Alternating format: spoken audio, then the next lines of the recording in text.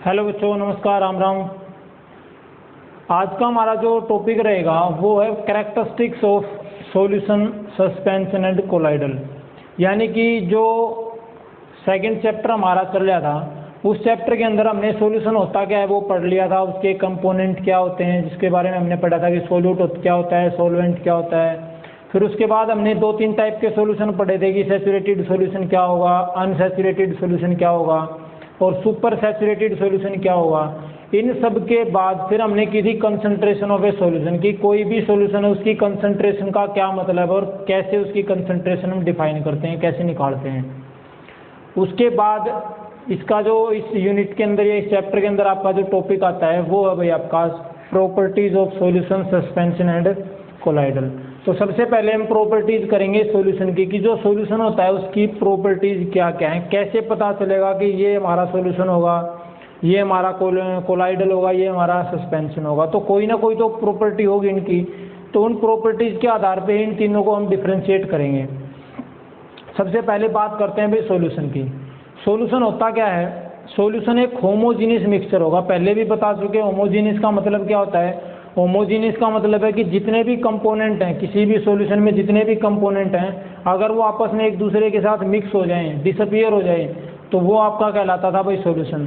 यानी कि मैंने पानी के अंदर अगर चीनी मिला दी तो चीनी वो क्या है, मुझे दिखाई नहीं देगी। कुछ टाइम के बाद जब मैं उसको हिलाता रहूँगा तो चीनी मुझे दिखाई नहीं दे रही, कंप्लीटली डिसअपियर होगी, डिजोल्व होगी। इसका मतलब जो पानी के अंदर मैंने चीनी मिलाई थी, जो सॉल्यूशन मेरा बना, ये कैसा हो गया? अब मेरा होमोजीनियस हो गया।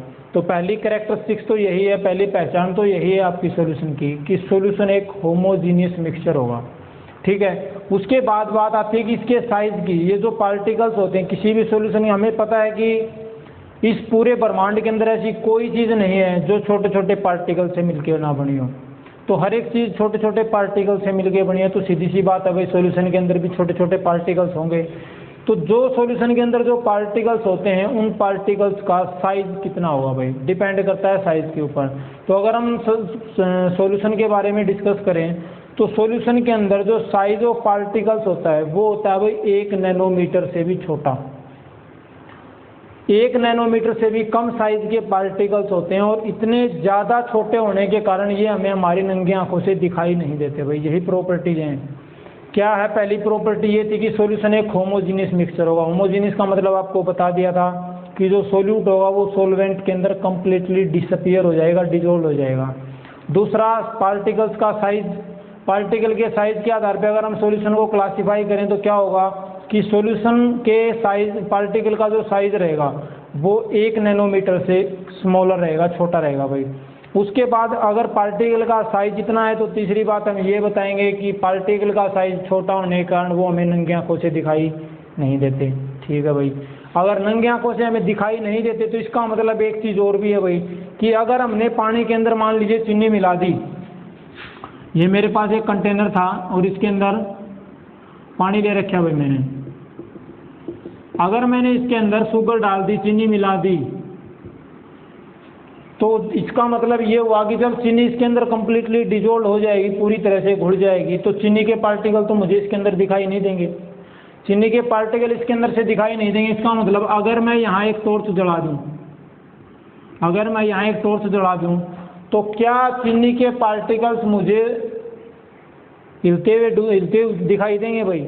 नहीं देंगे। क्यों नहीं देंगे? क्योंकि पार्टिकल का साइज इतना छोटा होता है कि अपनी आंखों से हम देख ही नहीं सकते, नहीं देख सकते। इसका मतलब जो लाइट इन पार्टिकल्स के ऊपर गिरेगी वो लाइट स्कैटर्ड भी नहीं होगी, बिखरेगी भी नहीं।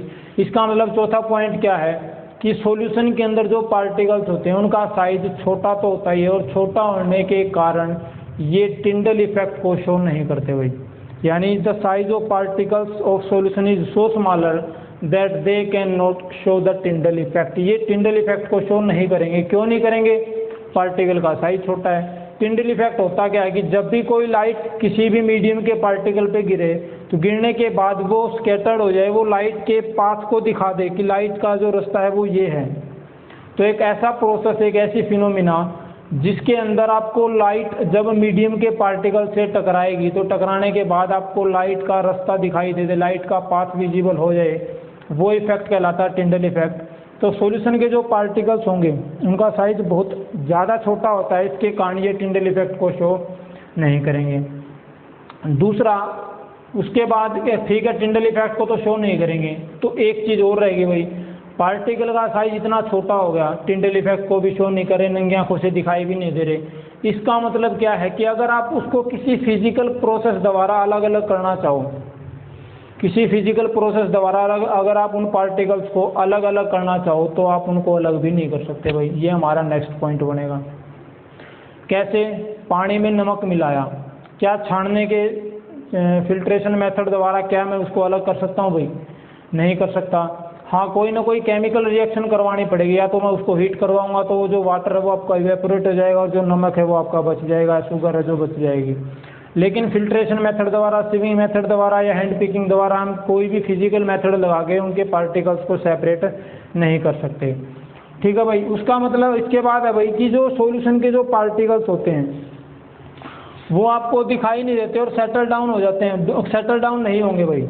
सेटल डाउन का मतलब क्या है कि मैंने चीनी के पार्टिकल्स, चीनी है वो पानी के अंदर मिला दी, और जब चीनी पूरी तरह से मिल गई तो मैंने उसको छोड़ दिया 5 मिनट, 10 मिनट, 15 मिनट के लिए चीनी को उसके पानी के अंदर घोल के छोड़ दिया। अब ये तो नहीं है ना कि 20 मिनट बाद मैं देखूंगा तो चीनी के क्रिस्टल मुझे दिखाई देने लग जाएंगे, क्योंकि वो तो पूरी तरह से घुल चुके हैं, और घुल गए तो अब वो मुझे विजिबल नहीं होंगे, दिखाई नहीं देंगे। इसका मतलब जो पार्टिकल्स हैं वो तड़ी के अंदर नहीं बैठेंगे। जब भी इस सॉल्यूशन को अनडिस्टर्बली छोड़ा जाएगा, अनडिस्टर्बली का मतलब है बिना छेड़छाड़ करे उसको एक बार हमने रख दिया शांत, तो कुछ टाइम बाद ऐसा नहीं है कि उसके पार्टिकल्स वो आपको उसकी तड़ी के अंदर दिखाई देते हैं, ऐसा पॉसिबल नहीं होगा। ऐसा अगर पॉसिबल नहीं है, इसका मतलब सॉल्यूशन क्या आपका एक स्टेबल है भाई, अनस्टेबल नहीं है, स्टेबल है। स्टेबल का मतलब क्या हो गया कि जब हमने पानी के अंदर पार्टिकल को घोला तो हमें दिखाई नहीं दिए, और जब हमने उसको छोड़ दिया 15-20 मिनट के लिए उसके बावजूद भी हमें दिखाई नहीं दे रहे, इसका मतलब सॉल्यूशन क्या आपका स्टेबल है। कुछ एग्जाम्पल हो जाएंगे भाई, जैसे पानी के अंदर हमने अल्कोहल मिला दिया या वाटर के अंदर हमने साल्ट मिला दिया, तो ये कुछ एग्जाम्पल हैं। ठीक है, तो ये था आपका सॉल्यूशन और उसकी प्रॉपर्टीज भी। सॉल्यूशन होता क्या है? एक होमोजीनियस मिक्सचर होगा 2 या 2 से ज़्यादा कंपोनेंट का। दूसरा, पार्टिकल का साइज की बात आती है, पार्टिकल का साइज 1 नैनोमीटर से कम होगा। पार्टिकल का साइज 1 नैनोमीटर से कम है तो तीसरा पॉइंट बनेगा हमारा, अपनी आंखों से दिखाई नहीं देंगे।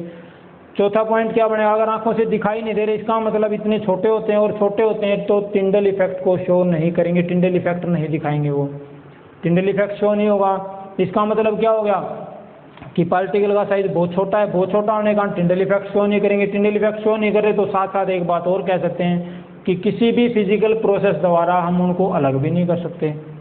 ठीक है, उसके बाद अगर हम कुछ टाइम के लिए सॉल्यूशन को छोड़ दें, 15-20 मिनट, आधे घंटे, 1 दिन, 2 दिन के लिए, तो ऐसा नहीं है कि वो पार्टिकल्स या क्रिस्टल हैं वो हमें तड़ी के अंदर दिखाई देने लग जाएंगे किसी भी क्रिस्टल में, किसी भी कंटेनर में।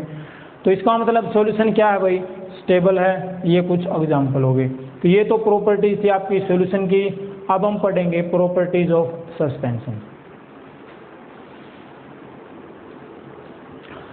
तो सॉल्यूशन के बाद अब हमारा टॉपिक आता है भाई कैरेक्टरिस्टिक्स ऑफ सस्पेंशन। सबसे पहले तो सस्पेंशन होता क्या है? जैसे हमने सॉल्यूशन पढ़ा था कि सॉल्यूशन एक होमोजीनियस मिक्सचर होता है 2 या 2 से ज़्यादा कंपोनेंट का, जिसके अंदर जो सोल्यूट के पार्टिकल्स होते हैं वो सॉल्वेंट के अंदर कंप्लीटली डिजोल्व हो जाते हैं। बट सस्पेंशन के अंदर बिल्कुल सॉल्यूशन का रिवर्स है, बिल्कुल उसका अपोजिट है कि सस्पेंशन एक हेट्रोजीनियस मिक्सचर है। वो सॉल्यूशन क्या था? एक होमोजीनियस था, और सस्पेंशन क्या होगा? एक हेट्रोजीनियस मिक्सचर होगा। और हेट्रोजीनियस मिक्सचर होने के कारण क्या होगा कि जो सोल्यूट पार्टिकल्स हैं वो सॉल्वेंट के अंदर कंप्लीटली डिजोल्व नहीं होंगे। पहली बात, सॉल्यूशन होता क्या है? सॉल्यूशन तो हमें पता चल गया था कि एक होमोजीनियस मिक्सचर होगा 2 या 2 से ज़्यादा कंपोनेंट का, but suspension is a heterogeneous mixture of more than 2 compounds या more than 2 components in which solute particles is not dissolved completely, यानी सोल्यूट जो पार्टिकल्स होंगे वो सॉल्वेंट के अंदर कंप्लीटली डिजोल्व नहीं होंगे, पूरे के पूरे नहीं घुलेंगे भाई। थोड़ा बहुत हो सकता है कुछ पार्ट घुल जाए उनका, बट सारे के सारे जितने भी पार्टिकल्स हैं वो डिजोल्व नहीं होंगे। पहली बात। अब घुल नहीं रहे पानी के अंदर या किसी भी सॉल्वेंट के अंदर, तो इसका मतलब क्या है? पार्टिकल का साइज बड़ा है। तो जब हमने सॉल्यूशन किया था, सॉल्यूशन के अंदर size of particles is smaller than 1 nanometre. Size जो पार्टिकल का साइज था वो 1 नैनोमीटर से कम था सॉल्यूशन के अंदर। बट अगर बात करें सस्पेंशन की, तो सस्पेंशन के अंदर जो साइज ऑफ पार्टिकल्स होगा वो 100 नैनोमीटर से ज़्यादा होगा भाई, यानी 100 नैनोमीटर से ज़्यादा होगा। इसका मतलब क्या होगा, मतलब साफ है भाई कि जो पार्टिकल्स होते हैं सस्पेंशन के अंदर उनका साइज बहुत ज़्यादा बड़ा होता है। ठीक है, ज़्यादा बड़ा साइज हो गया इसलिए कम्प्लीटली डिजोल्व नहीं होंगे। पहली बात, साइज बड़ा हो गया, साइज बड़ा होगा तो हम अपनी नंगी आँखों से देख सकते हैं। और नंगी आँखों अगर अपना पार्टिकल दिखने लग रहे हैं, इसका मतलब क्या हो गया भाई, इसका मतलब होगा कि जब भी आप उस सस्पेंशन में से लाइट पास करवाओगे तो लाइट का रास्ता हमें दिखाई देने लग जाएगा। इसका मतलब सस्पेंशन के जो पार्टिकल्स होंगे वो आपको टिंडल इफेक्ट को शो करेंगे। तो यहाँ टिंडल इफेक्ट शो होगा भाई। दूसरा, उसके बाद पार्टिकल का साइज बड़ा है, और बड़ा होने के कारण क्या होगा कि जैसे सॉल्यूशन के अंदर तो साइज ऑफ पार्टिकल्स बहुत स्मॉल था, तो वो फिल्ट्रेशन मेथड द्वारा हम उनको अलग नहीं कर सकते थे क्योंकि फिल्टर पेपर में से पास हो जाते थे वो पार्टिकल। अब यहाँ क्या है, पार्टिकल का साइज थोड़ा सा बड़ा है, और बड़ा होने के कारण जब फिल्टर पेपर से आप इनको फिल्टर करोगे तो जो सस्पेंशन के अंदर जो साइज ऑफ पार्टिकल्स है वो बड़ा होने के कारण वो फिल्टर पेपर से चिपक जाएंगे, उससे पास नहीं होंगे। इसका मतलब क्या है कि सस्पेंशन के अंदर फिल्ट्रेशन मेथड द्वारा पार्टिकल्स को सेपरेट किया जा सकता है। उसके बाद कि जब पार्टिकल्स को आप पिला के कुछ टाइम बाद इनको घोल के छोड़ोगे 15-20 मिनट के लिए अनडिस्टर्बली छोड़ोगे, शांत बिल्कुल बिना छेड़े, तो कुछ टाइम बाद जब आप देखोगे तो पार्टिकल्स हैं वो आपको बॉटम के अंदर दिखाई दे जाएंगे। इसका मतलब जो सस्पेंशन है वो क्या आपका अनस्टेबल है। समझ आ गई भाई। और ये कुछ इसके एग्जाम्पल हो गए कि पानी के अंदर चाक का पाउडर डाल दिया, पानी के अंदर आटा डाल दिया, पानी के अंदर मिट्टी डाल दी। ठीक है, कीचड़ जो होता है अपना गंदा पानी होता है वो हो गया। ठीक है, ये आपके कुछ इसके एग्जाम्पल हैं भाई। ठीक है, तो ये था आपका सस्पेंशन। सस्पेंशन है क्या, एक हेट्रोजीनियस मिक्सचर होगा। हेट्रोजीनियस मिक्सचर का मतलब क्या है कि जिसके अंदर सोल्यूट पार्टिकल्स हैं वो सोलवेंट के अंदर कम्प्लीटली डिजोल्व नहीं होंगे, पहली बात। दूसरी बात, क्यों डिजोल्व नहीं हो रहे, क्योंकि पार्टिकल का साइज बड़ा है। पार्टिकल का साइज बड़ा है तो कितना का बड़ा है भाई, यानी अगर बड़ा है तो कितना बड़ा हो गया, 100 नैनोमीटर से भी बड़ा। ठीक है, सॉल्यूशन का 1 नैनोमीटर से छोटा था, सस्पेंशन का 100 नैनोमीटर से भी बड़ा है। पार्टिकल का साइज बड़ा है तो टिंडल इफेक्ट शो करेंगे। टिंडल इफेक्ट शो करें इसका मतलब हमें दिखाई भी दे जाएंगे आसानी से। हमें दिखाई दे रहे हैं, टिंडल इफेक्ट शो कर रहे हैं, इसका मतलब क्या है, जब आप उनको कुछ टाइम के बाद यूँ फ्री छोड़ोगे, शांत छोड़ोगे उनको बिना हिलाए डुलाए, तो पार्टिकल्स आपको बॉटम के अंदर सेट होते हुए दिखाई दे जाएंगे। इसका मतलब सस्पेंशन क्या आपका अनस्टेबल है। और ये कुछ आपके इसके एग्जाम्पल आ गए। तो सॉल्यूशन हमारा हो गया, सस्पेंशन हमारा हो गया। अब एक रहता है आपका कोलाइडल।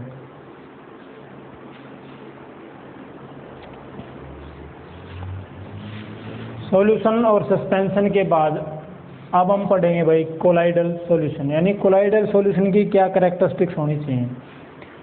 देखो, सॉल्यूशन के अंदर हमने पढ़ा कि वो होमोजीनियस होगा, सस्पेंशन के अंदर हमने पढ़ा कि वो हेट्रोजीनियस होगा। जो कोलाइडल है वो कोलाइडल क्या होगा, वो आपका दोनों के बीच का होगा। यानी देखने पे तो हमें लगेगा कि ये होमोजीनियस है, बट एक्चुअल में वो हेट्रोजीनियस होता है भाई। तो कोलाइडल सॉल्यूशन एक वो सॉल्यूशन है जिसके अंदर, या जिसको मैं कहूँ कि देखने से तो हमें होमोजीनियस लगेगा वो कि ये होमोजीनियस है, बट अगर एक्चुअल में हम बात करें तो एक्चुअल में हमें पता चलेगा कि वो एक हेट्रोजीनियस मिक्सचर है। तो पहली बात कोलाइडल की कि it is a type of solution in which या which appears homogeneous but in actually it is heterogeneous. पहली बात तो ये। दूसरा आता है भाई साइज ऑफ पार्टिकल्स। सॉल्यूशन के अंदर पड़ा size of particles less than 1 nanometre, suspension के अंदर 100 नैनोमीटर से भी बड़े। तो यहाँ क्या होगा, ये दोनों के बीच का होगा भैया, दोनों इंटरमीडिएट होगा। यानी ये कह लूँ मैं कि सॉल्यूशन और सस्पेंशन के बीच की प्रॉपर्टीज होंगी इसके अंदर। तो यहाँ पे जो साइज ऑफ पार्टिकल्स होगा वो 1 नैनोमीटर से लेके 100 नैनोमीटर तक के बीच का होगा भाई, 20, 30, 50, 60, 70 जितने भी नैनोमीटर हो, लेकिन वो 1 से छोटा नहीं होगा और 100 नैनोमीटर से बड़ा नहीं होगा। तो दूसरी कैरेक्टरिस्टिक्स ये है सस्पेंशन कोलाइडल की कि यहाँ पे जो साइज ऑफ पार्टिकल्स है वो 1 नैनोमीटर से 100 नैनोमीटर के बीच में लाई करेगा। उसके बाद अगर पार्टिकल का साइज इन दोनों के बीच का है, इसका मतलब ये है कि मोस्ट ऑफ द टाइम तो जो कोलाइडल सॉल्यूशन के पार्टिकल्स हैं वो आपको अपीयर्स नहीं होंगे, यानी इसके जो पार्टिकल्स होते हैं उनको हम अपनी आंखों से नहीं देख सकते। बट अगर हम एक हाईली मैग्नीफाइड या यूँ कहो कि एक ज़्यादा पावर का अगर हम माइक्रोस्कोप लें तो उस माइक्रोस्कोप की सहायता से इसके पार्टिकल्स को देखा जा सकता है भाई। सॉल्यूशन के अंदर नहीं देखा जा सकता, सस्पेंशन के अंदर पार्टिकल्स बहुत बड़े होते हैं तो इजीली देख सकते हैं, बट यहाँ पार्टिकल्स को वैसे नहीं देख सकते नंगी आंखों से।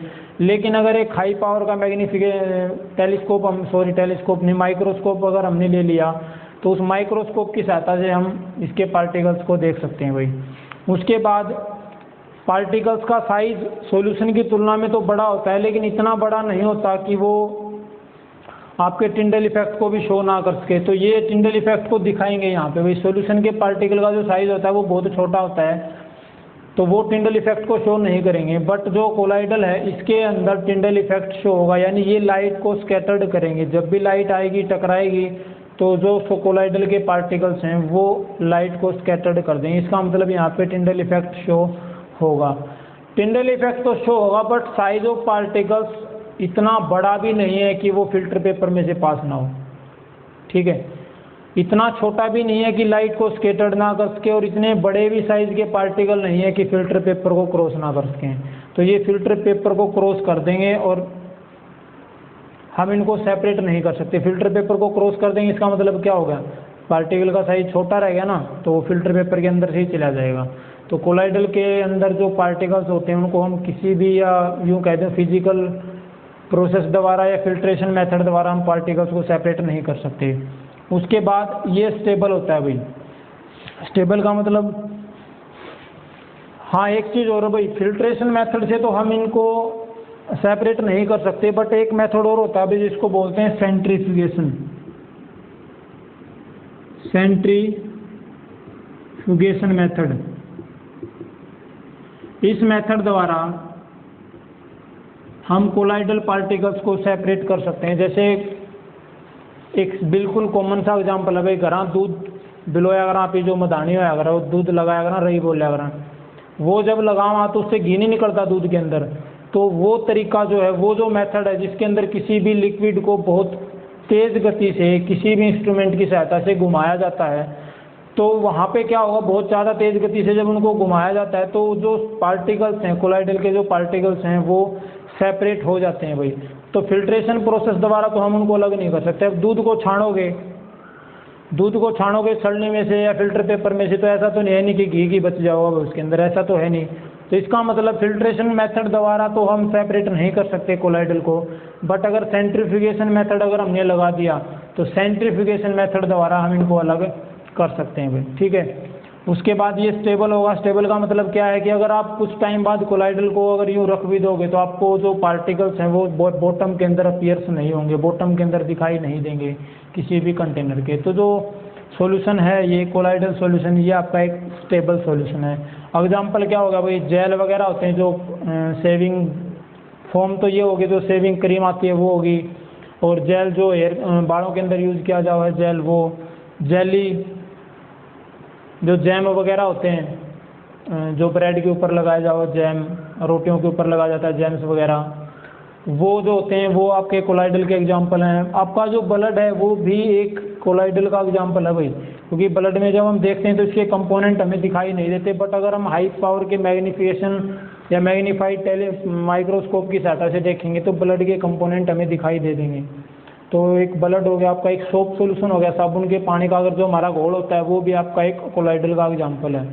तो ये थे आपके सस्पेंशन सॉल्यूशन और कोलाइडल और उनकी प्रॉपर्टीज़, ठीक है भाई।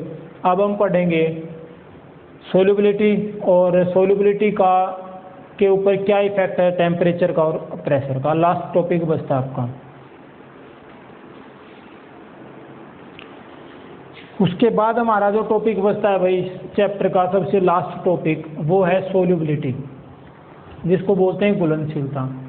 तो सोल्युबिलिटी है क्या, और प्रेशर और टेम्परेचर, यानी अगर हम बात करें कि ऐसे कौन कौन से फैक्टर हैं जो सोल्युबिलिटी पे इफेक्ट डालते हैं, वो कम कर रहे हैं, इससे ज़्यादा कर रहे हैं, इसका क्या इफेक्ट पड़ेगा। तो कौन कौन से फैक्टर हैं जो इफेक्ट डालते हैं सोल्युबिलिटी पे, और कैसे इफेक्ट डालते हैं अगर कोई फैक्टर है तो वो हम पढ़ेंगे। तो सबसे पहले पता होना चाहिए कि सोल्युबिलिटी है क्या भाई। सोल्युबिलिटी का मतलब क्या है। इसको बोलते हैं घुलनशीलता। क्या होती है सोल्यूबिलिटी? मेरे पास एक कंटेनर है और उसके अंदर मैंने 100 ग्राम वाटर ले रखे हैं। मेरे पास एक कंटेनर है और उसके अंदर मैंने क्या ले रखा है? 100 ग्राम वाटर।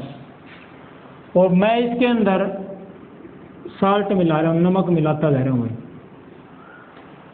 मैंने 5 ग्राम नमक मिलाया, घुल गया। फिर 5 ग्राम और मिलाया, फिर 5 ग्राम और 5 ग्राम और 5 ग्राम और। जैसे जैसे मैं 5-5 ग्राम नमक डालते जा रहा हूँ, नमक इसके अंदर घुलता जा रहा है।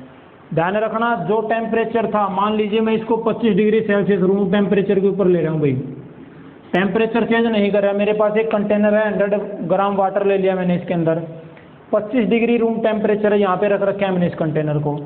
अब मैं इसके अंदर 5-5 ग्राम साल्ट डालते जा रहा हूँ, नमक डालते जा रहा हूँ।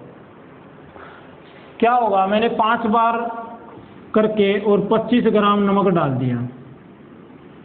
जैसे ही मैंने अगली बार नमक डाला, वो नमक इसके अंदर घुलना बंद कर दिया उस नमक ने। इसका मतलब क्या हुआ? टेम्परेचर चेंज नहीं किया मैंने, टेम्परेचर वही 25 डिग्री सेल्सियस यानी रूम टेम्परेचर के ऊपर रखा हुआ है। 25 ग्राम जब नमक डाला वो तो इसके अंदर घुल गया, लेकिन जैसे ही उसके बाद छठी बार मैंने 5 ग्राम नमक डाला, वो इसके अंदर नहीं घुला। इसका मतलब क्या हुआ कि 100 ग्राम सोलवेंट के अंदर, वाटर क्या था मेरे पास? यहाँ पे सोलवेंट था। 100 ग्राम सोलवेंट के अंदर मैं कितना मैक्सिमम सोल्यूट डाल सकता हूँ या कितना मैक्सिमम सोल्यूट डिजोल्व कर सकता हूँ, घोल सकता हूँ, वो कहलाती है उसकी सोल्यूबिलिटी। 100 ग्राम सोलवेंट के अंदर आप कितना सोल्यूट घोल सकते हैं, वही उसकी सोल्यूबिलिटी कहलाती है भाई।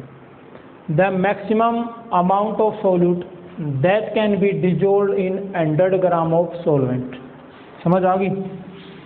तो सोल्यूबिलिटी क्या रहेगी भाई? द मैक्सिमम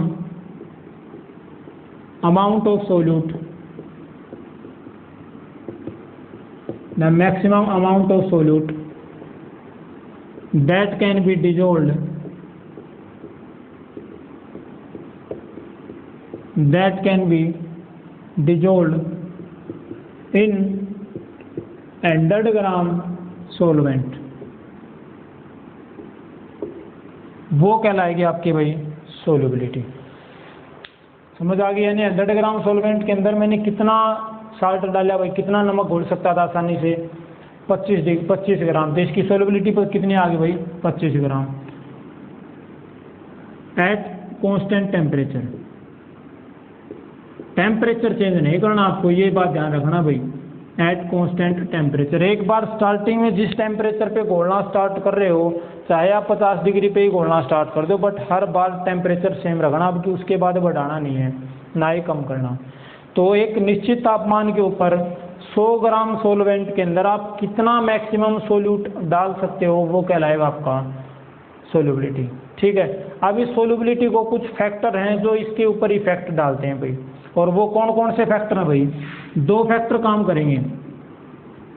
2 फैक्टर हैं जो सोल्यूबिलिटी पे इफेक्ट डालते हैं। एक तो है भाई आपका टेम्परेचर और दूसरा है प्रेशर।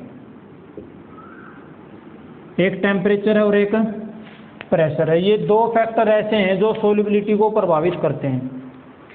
टेम्परेचर कैसे प्रभावित करेगा? देखो, ये मेरे पास यहाँ पे 100 ग्राम वाटर था और उसमें मैंने 25 ग्राम साल्ट डाला और वो घुलना बंद कर दिया।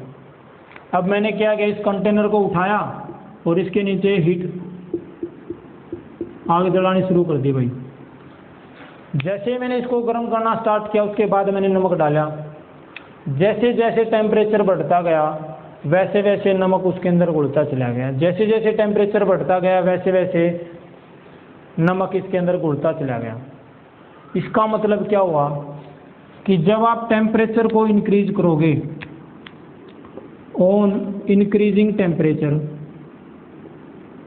सोल्यूबिलिटी क्या होगी भाई? इंक्रीज होगी। क्या था? सेम टेम्परेचर पे 25 ग्राम ही साल्ट घोल सकते थे, लेकिन जैसे ही टेम्परेचर इंक्रीज किया, करते गए नमक जब उसके अंदर डाला तो नमक ने घुलना शुरू कर दिया, नमक उसके अंदर और घुलता रहा। इसका मतलब क्या हुआ कि जो टेम्परेचर है वो डायरेक्टली प्रोपोर्शनल है, या मैं कहता हूँ सोल्युबिलिटी है वो डायरेक्टली इफेक्ट डालता है उसके ऊपर भाई टेम्परेचर का, या वो डायरेक्टली प्रोपोर्शनल है कि जैसे जैसे टेम्परेचर बढ़ाओगे वैसे वैसे सोल्युबिलिटी इंक्रीज होती जाएगी। क्लियर है? चलो उसके बाद एक एग्जांपल ले लेता हूँ मैं। मेरे पास एक कंटेनर है और इसके अंदर यहाँ मैंने एक पिस्टन लगा रखे हैं, ठीक है। ये एक पिस्टन लगा दिया, ये कंटेनर है, इसके अंदर मैं क्या है भाई कुछ टाइम के लिए मैं इसके अंदर कुछ साल्ट डाल रहा हूँ, वाटर था इसके अंदर साल्ट डाल दिया मैंने, साल्ट डाल दिया। पहले घोलता रहा, ये उस टाइम की बात है जब इसके अंदर और साल्ट नहीं घुल रहा, घुलना बंद कर दिया साल्ट ने। उसके बाद यहाँ पे जो प्रेशर था उसी प्रेशर के ऊपर मैंने थोड़ा और नमक डाला लेकिन नहीं घुला। फिर मैंने इस पिस्टन को नीचे लेके आ गया भाई, ये पिस्टन अब की बार कहाँ है, थोड़ा सा नीचे आ गया। अब पिस्टन नीचे आएगा, पिस्टन जब नीचे आएगा तो प्रेशर तो बढ़ेगा ना। जो सिरिंज नहीं होती आपकी, सिरिंज के अंदर जब वो हम ऊपर से वो हैंडल उसका दबाते हैं तो प्रेशर तो क्रिएट होगा, तभी तो दवाई है या पानी है जो भी उसके अंदर हम ले रखे हैं हमने वो बाहर जाएगा। तो जैसे जैसे पिस्टन नीचे आता जाएगा वैसे वैसे प्रेशर बढ़ता जाएगा।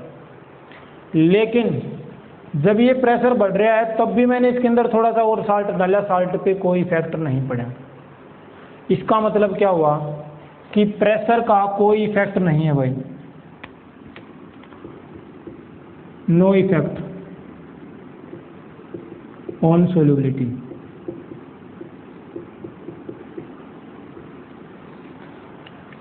कौन कौन से फैक्टर इफेक्ट डाल रहे हैं सोल्युबिलिटी पे? दो हैं, टेम्परेचर और प्रेशर। टेम्परेचर कैसे इफेक्ट डाल रहा है? जैसे जैसे टेम्परेचर इंक्रीज करोगे वैसे वैसे सोल्युबिलिटी इंक्रीज होगी, जैसे टेम्परेचर डिक्रीज करते जाओगे सोल्युबिलिटी डिक्रीज होती चली जाएगी। घरा जब शिकंजी बना वहाँ तो एक तो नमक के पानी बर्फ़ का जो पानी होता है बिल्कुल चिल्ड वाटर होगा, ठंडा पानी होगा, उसके अंदर अगर हम चीनी घोलें वो चीनी, और एक थोड़ा सा अगर हम गर्म पानी ले रहे हैं उसके अंदर चीनी घोलें, जहाँ टेम्परेचर ज़्यादा है जिस वाटर का उसमें चीनी जल्दी घुलेगी ठंडे की तुलना में। तो वही बात यहाँ, टेम्परेचर जितना ज़्यादा सोल्युबिलिटी उतनी ज़्यादा, टेम्परेचर जितना कम सोल्युबिलिटी उतनी कम। प्रेशर का कोई इफेक्ट नहीं पड़ेगा सोल्युबिलिटी के ऊपर। और कौन सी सोल्युबिलिटी की बात कर रहा हूँ भाई मैं बात कर रहा हूँ सॉलिड इन लिक्विड। ये जो बात हुई हमारी ये सॉलिड इन लिक्विड की हुई है भाई। सॉलिड इन लिक्विड का मतलब क्या है कि जब लिक्विड के अंदर कोई सॉलिड चीज़ घोलता हूँ,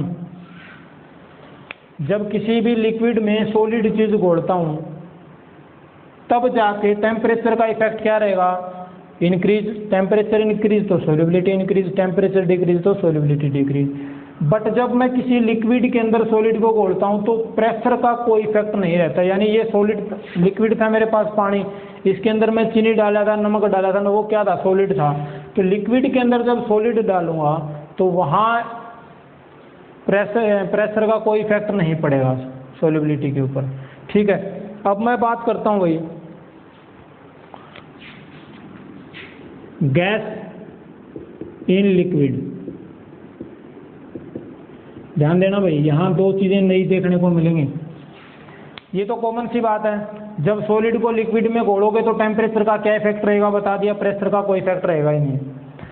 बट जब गैस को लिक्विड में घोलते हैं, जब गैस को लिक्विड में घोलते हैं तब क्या होगा, देखो एक बार इसको साफ कर रहा हूँ भाई।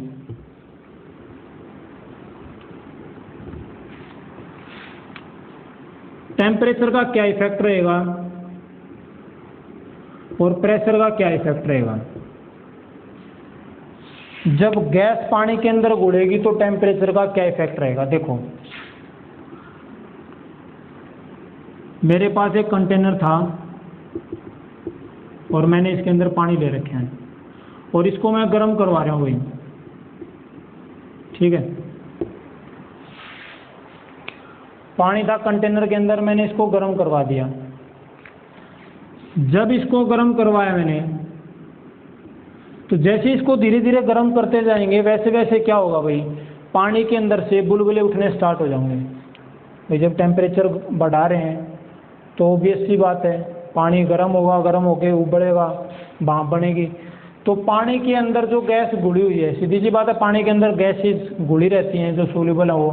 तो पानी जब गर्म किया, टेम्परेचर बढ़ाया तो गैसेज थी वो बुलबुले की फॉर्म में बाहर निकल रही है। इसका मतलब जब टेम्परेचर इंक्रीज करोगे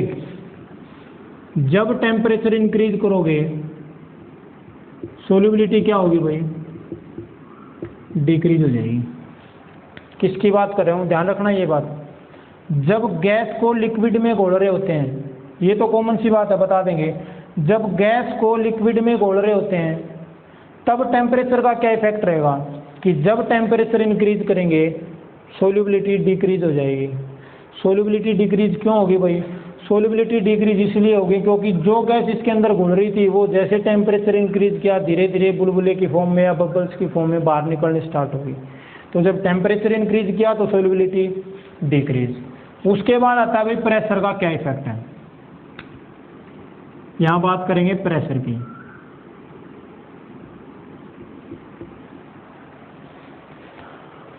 आपने कई बार देखा भी होगा, देखा गया, लगभग यूज करते हैं, दिन में 1-2 बार तो जरूर सूत बैठ जाओ भाई। कोल्ड ड्रिंक वगैरह जो होते हैं, चाहे आप ड्यू होगी, कोक होगी, पेप्सी जो भी है, या जो सोडा वाटर होता है वो, इनके अंदर कार्बोनेटेड वाटर होता है, यानी पानी के अंदर कार्बन डाइऑक्साइड मिक्स हुआ है। ठीक है। अब यहाँ क्या है, जब उस बोतल को खोलते हैं, यानी सबसे पहले जब स्टोर की जाओ भाई, ये 500 ड्यू वगैरह हैं, कोल्ड ड्रिंक वगैरह हैं, इनको पानी के अंदर बहुत हाई प्रेशर के साथ स्टोर किया जाता है। बोतल में, किसी भी कंटेनर में जब इनको डालते हैं तो बहुत ज़्यादा प्रेशर के ऊपर डालते हैं, इनको बहुत ज़्यादा प्रेशर होता है। अब जब हमने एकदम से बोतल उसको ओपन करेंगे, इसका मतलब क्या होगा, पहले बहुत ज़्यादा प्रेशर था, अब जैसे ही हमने उसका ढक्कन लूज किया है, जो ढक्कन था उसको हमने खोलना स्टार्ट किया तो उसमें से गैस निकलनी स्टार्ट हो जाएगी। गैस निकलनी स्टार्ट होगी, इसका मतलब क्या है, प्रेशर क्या हो रहा है, डिक्रीज हो रहा है भाई। हाँ, तो जब हमने उस बोतल को खोला तो बोतल के को खोलते ही क्या होगा, एकदम से वो आवाज़ आती है भाई, गैस निकलने की आवाज़ आती है शीशी की। कारण क्या हुआ उसका निकलने का कि पहले वो जो कार्बोनेटेड वाटर था या जो कार्बन डाइऑक्साइड गैस थी उस पानी के अंदर, उस बोतल के अंदर, उसको बहुत हाई प्रेशर के साथ बंद किया गया था। जैसे ही हमने उसके ढक्कन को ढीला गया, ढक्कन खोला, हमने उसको ओपन किया, ओपन करते ही क्या होगा, प्रेशर, जो हाई प्रेशर के साथ गैस को अंदर डाला गया था, बंद किया गया था, अब वहाँ से क्या होगा, प्रेशर धीरे धीरे कम होगा भाई। प्रेशर कम होगा तो क्या होगा, शीशी की आवाज़ के साथ एकदम से फिजिकी जो आवाज़ सी आती है, उस आवाज़ के साथ आपकी CO2 क्या आ गई भाई, बाहर आ गई। इसका मतलब क्या होगा, जब बहुत ज़्यादा प्रेशर के साथ CO2 को डाला गया था तो CO2 उसके अंदर घुल रही थी। अब जैसे ही हमने उसके अंदर से प्रेशर हटा दिया, CO2 भी बाहर आ गई। इसका मतलब जब आप प्रेशर इंक्रीज करोगे तब सोल्यूबिलिटी इंक्रीज होगी, और जब प्रेशर डिक्रीज करोगे तो सोल्यूबिलिटी डिक्रीज होगी। किसकी बात हो रही है, गैस इन लिक्विड की। गैस को जब लिक्विड के अंदर डिजोल्व करते हैं तो टेम्परेचर का क्या इफेक्ट रहेगा कि जैसे टेम्परेचर इंक्रीज करोगे सोल्यूबिलिटी डिक्रीज हो जाएगी। क्यों हो जाएगी कि टेम्परेचर इंक्रीज किया, जो गैस थी वो बबल्स की फॉर्म में बाहर निकल गई। बट जब हम प्रेशर की बात करते हैं, प्रेशर का क्या इफेक्ट रहेगा सोल्यूबिलिटी पे कि जब भी प्रेशर को डिक्रीज करेंगे तो सोल्यूबिलिटी डिक्रीज हो जाएगी, जब इंक्रीज करेंगे तो इंक्रीज हो जाएगी। एग्जाम्पल कैसे पता चला कि डिक्रीज हो रही है, इंक्रीज हो रही है, तो जो ड्यू वगैरह की या कोल्ड ड्रिंक की बोतल्स आती हैं आपकी, उनके अंदर कार्बन डाइऑक्साइड गैस को एक हाई प्रेशर के साथ स्टोर किया जाता है। बट जैसे हम उसकी ढक्कन को ओपन करते हैं, उसको बोतल को ओपन करते हैं, तो एकदम से प्रेशर जो उसके अंदर था वो प्रेशर कम हो जाएगा। प्रेशर कम हो गया, इसका मतलब जो गैस CO2 उसके अंदर थे वो CO2 कहाँ आ गई, बाहर आ गई। तो अगर प्रेशर कम हो गया तो CO2 बाहर क्यों आ गई, क्योंकि घुल नहीं रही उसके अंदर। अब तो CO2 घुल नहीं रही, इसका मतलब तभी तो बाहर आई है ना वो। तो जैसे आप प्रेशर डिक्रीज करोगे, जब pressure is decrease then solubility of gas in liquid will be also decrease. एक बार फिर बता देता हूँ, कोल्ड ड्रिंक की बोतल के जो होती हैं आपकी, उनके अंदर कार्बन डाइऑक्साइड को एक हाई प्रेशर के साथ स्टोर किया जाओ भाई। तो जितना ज़्यादा प्रेशर होगा तब तक तो वो घुलती रहेगी। जैसे हमने ढक ढीला किया वैसे ही क्या होगा, एकदम से प्रेशर कम हो गया। प्रेशर कम हो गया तो CO2 जो उसके अंदर घुल रही थी वो भी क्या हो गया, बाहर आ गई। क्यों आ गई बाहर? क्योंकि प्रेशर कम हो गया। इसका मतलब जब प्रेशर कम करेंगे तो सोल्युबिलिटी कम हो जाएगी, जब प्रेशर ज़्यादा रखेंगे तो सोल्युबिलिटी बढ़ जाएगी। तो ये था आपका सोल्युबिलिटी और सोल्युबिलिटी का इफेक्ट, यानी सोल्युबिलिटी पे कौन कौन से फैक्टर हैं वो इफेक्ट डालते हैं और कैसे इफेक्ट डालते हैं वो। आई होप कि अच्छे से समझ आ गया होगा। ये था आपका चैप्टर नंबर 2। इसके बाद जो हमारा नेक्स्ट चैप्टर होगा, चैप्टर नंबर 3 या जो भी जौन सा भी होगा वो करेंगे। और तो यहाँ तक पढ़ लेना भाई अच्छे से। और